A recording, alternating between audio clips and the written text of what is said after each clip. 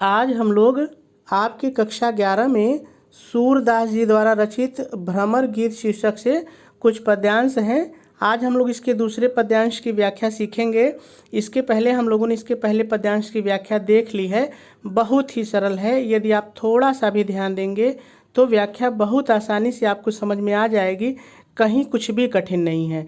देखिए, किसी भी पद्यांश की व्याख्या के लिए जो सबसे ज़रूरी चीज़ होती है वह होती है उस पद्यांश में जितने भी शब्द आए हैं उन सभी शब्दों का सरल अर्थ आपको मालूम होना चाहिए।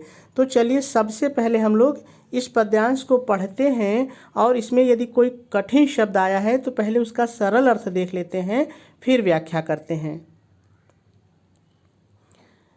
बिनु माने बिना, बिनु माने बिना। गोपाल, गोपाल माने श्री कृष्ण, गोपाल माने श्री कृष्ण। बैरिनी, बैरिन माने शत्रु या दुश्मन, जो आपको अच्छा लगे, शत्रु या दुश्मन। भई मतलब हो गई हैं, भई मतलब हो गई हैं। कुंज, देखिए जो छोटे छोटे पेड़ पौधों के समूह होते हैं हरे भरे, उनको कुंज कहते हैं, लेकिन यहाँ पर हम लोग लता कुंज कह के काम चलाएंगे, ठीक है। तो कुंजय मतलब लता कुंज। तब सरल है, ऐसे ही रहेगा। वय माने वे, वय माने वे। लता माने लताएं, लता माने लताएं। लगत माने लगती थीं, लगत माने लगती थीं।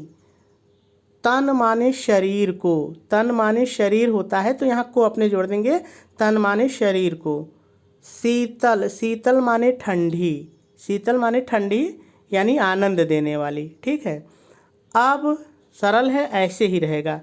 भई मतलब हो गई हैं, भई मतलब हो गई हैं। विषम माने भयंकर, विषम माने भयंकर। ज्वाल की मतलब आग की, ज्वाल की मतलब आग की।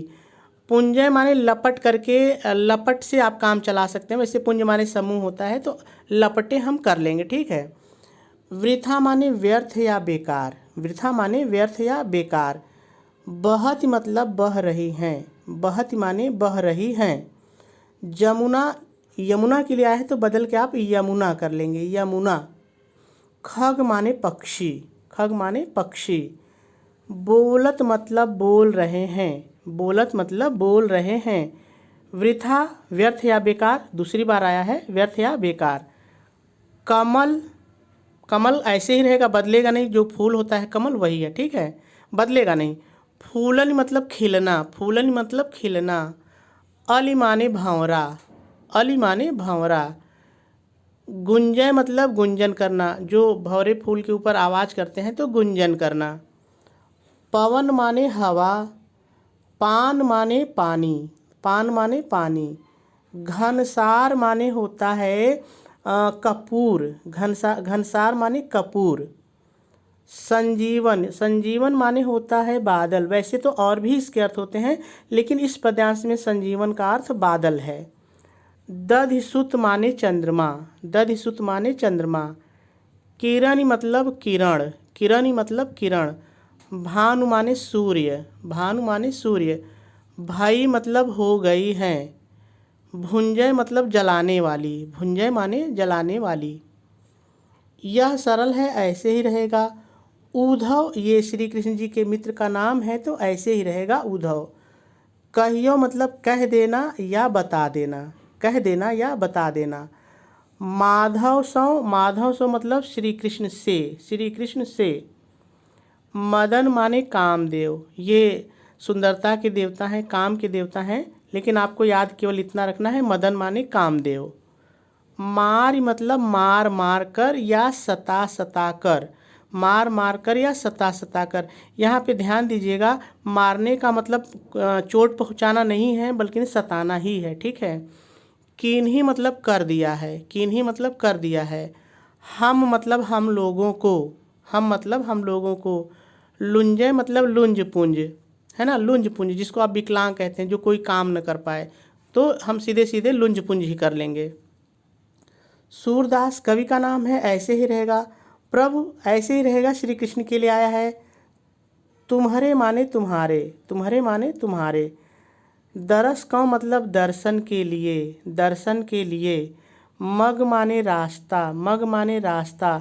जोवत मतलब इंतज़ार करते करते या देखते देखते, जो आपको अच्छा लगे, इंतज़ार करते करते या देखते देखते। आँखियाँ मतलब आँख, आँखियाँ ऐसे ही रहेगा, बदलेगा नहीं। भाई मतलब हो गई हैं। छुंजय माने क्षीण या कमज़ोर, जो आपको अच्छा लगे, क्षीण या कमज़ोर। ठीक है, तो सभी शब्दों के सरल अर्थ हम लोगों ने देख लिए। अब हम लोग को व्याख्या करनी है, लेकिन व्याख्या से पहले थोड़ा सा संदर्भ और प्रसंग की बात कर लेते हैं, फिर व्याख्या करते हैं। तो चलिए सबसे पहले हम लोग संदर्भ लिख लेते हैं। आप संदर्भ हेडिंग डालेंगे, डैश डालेंगे और डैश डाल करके लिखेंगे, प्रस्तुत पद्यांश हमारी पाठ्य पुस्तक हिंदी में संकलित भ्रमर गीत शीर्षक से अवतरित है। इसके रचयिता महाकवि सूरदास जी हैं और आपका संदर्भ पूरा हो जाएगा। चलिए अब प्रसंग की बात करते हैं। आप प्रसंग हेडिंग डालेंगे, डैश डालेंगे और डैश डाल करके प्रसंग में लिखेंगे, प्रस्तुत पद्यांश में महाकवि सूरदास जी ने कृष्ण की अनुपस्थिति में गोपियों की विरह दशा का बहुत ही सुंदर वर्णन करते हुए बताया है कि जो वस्तुएं प्रभु श्री कृष्ण की उपस्थिति में उन्हें आनंद प्रदान करती थीं, वही वस्तुएं उनकी अनुपस्थिति में कष्ट देने वाली हो गई हैं। चलिए अब व्याख्या की बात करते हैं। आप व्याख्या हेडिंग डालेंगे, डैश डालेंगे और डैश डाल करके पहले थोड़ा सा आपको अपनी तरफ से जोड़ के लिखना है। आप अपनी तरफ से क्या जोड़ करके लिखेंगे, ध्यान से सुनिए। प्रस्तुत पद्यांश में गोपियाँ उद्धव से कहती हैं, हे उद्धव। अब आ जाइए पद्यांश पर। हे उद्धव, श्री कृष्ण के बिना ये लता कुंज शत्रु के समान हो गई हैं। पूर्ण विराम लगाएंगे और फिर पहले थोड़ा सा आपको अपनी तरफ से जोड़ के लिखना है, जब श्री कृष्ण जी हमारे पास थे। इतना आपने जोड़िए, जब श्री कृष्ण जी हमारे पास थे तब वे लताएं शरीर को शीतल अर्थात आनंद प्रदान करने वाली लगती थीं। अब फिर अपने जोड़िए, जबकि श्री कृष्ण जी हमारे पास नहीं हैं, ये लताएं भयंकर आग की ज्वाला हो गई हैं अर्थात कष्ट प्रदान करने वाली हो गई हैं।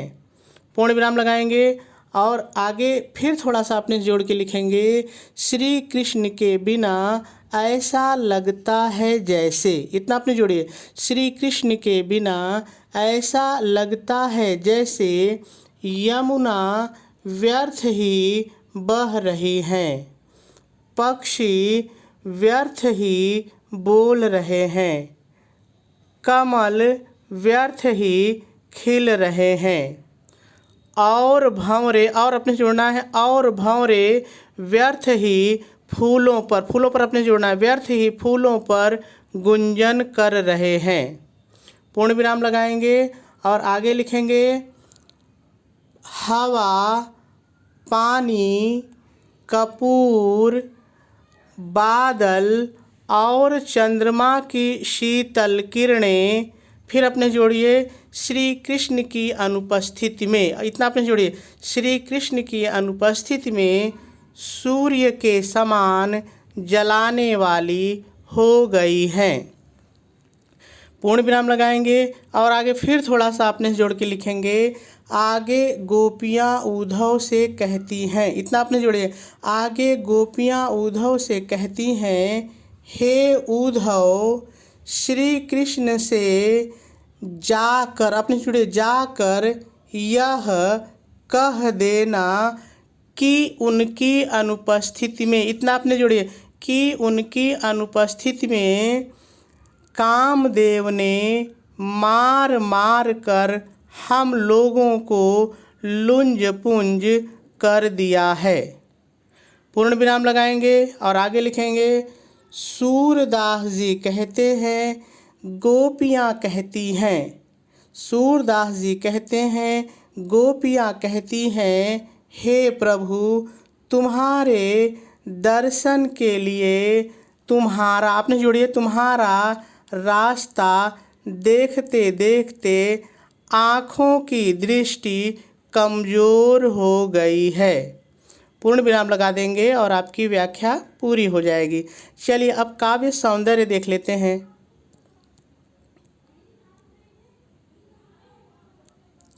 देखिए, यदि इस पद्यांश में रस की बात करें तो वियोग श्रृंगार है, और यदि छंद की बात करें तो गेय पद है। इस पद्यांश में अलंकार अतिशयोक्ति, उपमा और अनुप्रास है। भाषा इस पद की ब्रज भाषा है। शैली मुक्तक है, गुण माधुर्य है और शब्द शक्ति अभिधा है। ये सारी चीज़ें क्या हैं, हम लोगों ने कई पद्यांश में चर्चा कर ली है। ठीक है, कि इस पद्यांश से परीक्षा में प्रश्न किस तरह से आ सकते हैं। यहाँ पर देखिए, मैंने 5 प्रश्न उदाहरण के रूप में लिए हैं, लेकिन इस पद्यांश में बहुत सारे प्रश्न बन सकते हैं। हाँ, लेकिन यदि आपने शुरू से अंत तक व्याख्या को सुना है तो आप किसी भी प्रश्न का उत्तर लिख सकते हैं, कहीं कोई दिक्कत नहीं होगी। तो चलिए देखते हैं कि आपकी परीक्षा में प्रश्न पूछा कैसे जाता है। तो आपकी परीक्षा में प्रश्न पूछा जाएगा, उपर्युक्त यानी ऊपर पद्यांश को पढ़कर दिए गए प्रश्नों के उत्तर दीजिए। तो चलिए हम लोग प्रश्न पढ़ते हैं और अभी जो हम लोगों ने व्याख्या की है उसके आधार पर देखते हैं कि हम लोग इसके उत्तर को लिख लेते हैं कि नहीं। पहला प्रश्न है, पद्यांश के आधार पर बताइए कि श्री कृष्ण के बिना कुंजय ये गलत है, यहाँ पे कुंजय कैसी हो गई है। तो चलिए उत्तर लिख लेते हैं। इसका उत्तर होगा, पद्यांश के आधार पर श्री कृष्ण के बिना कुंजय जलाने वाली आग की भयंकर लपटों के समान हो गई हैं। दूसरा प्रश्न है, गोपियों को श्री कृष्ण की अनुपस्थिति में कैसा लगता है। बड़ा सरल उत्तर है, गोपियों को श्री कृष्ण की अनुपस्थिति में लगता है कि यमुना जी व्यर्थ बह रही हैं, पक्षी व्यर्थ में बोल रहे हैं, कमल के फूल व्यर्थ में ही खिल रहे हैं और फूलों पर भंवरे व्यर्थ में ही गुंजन कर रहे हैं। ठीक है, अगला प्रश्न है, रेखांकित अंश की व्याख्या कीजिए। तो मैंने तो पूरे पद्यांश की व्याख्या बताई है। आप जिस भी पद्यांश की लाइन के नीचे रेखा खींची रहे आप उसकी व्याख्या कर दीजिए। लेकिन बस ध्यान आपको इतना देना है कि शुरू में आपको, जैसे हमने शुरू में कहा था प्रस्तुत पद्यांश में ना, तो आप लिखेंगे प्रस्तुत पंक्ति में, क्योंकि लाइन की व्याख्या करनी है। तो प्रस्तुत पंक्ति में सूरदास जी कहते हैं, ऐसे करके बाकी व्याख्या जैसे मैंने बताई है वैसे कर देंगे। गोपियों को कौन मार मार कर लुंज पुंज बना दिया है। तो आपने देखा कि गोपियों को कामदेव ने मार मार करके लुंज पुंज बना दिया है। प्रस्तुत पद्यांश में कौन सा अलंकार है। तो आपने देखा अतिशयोक्ति है, उपमा है और जो है एक और अलंकार हम लोगों ने देखा था, क्या था देख लेते हैं, अनुप्रास है। ठीक है, ये 3 अलंकार हैं। तो मेरे ख्याल से बात आपको समझ में आ गई होगी।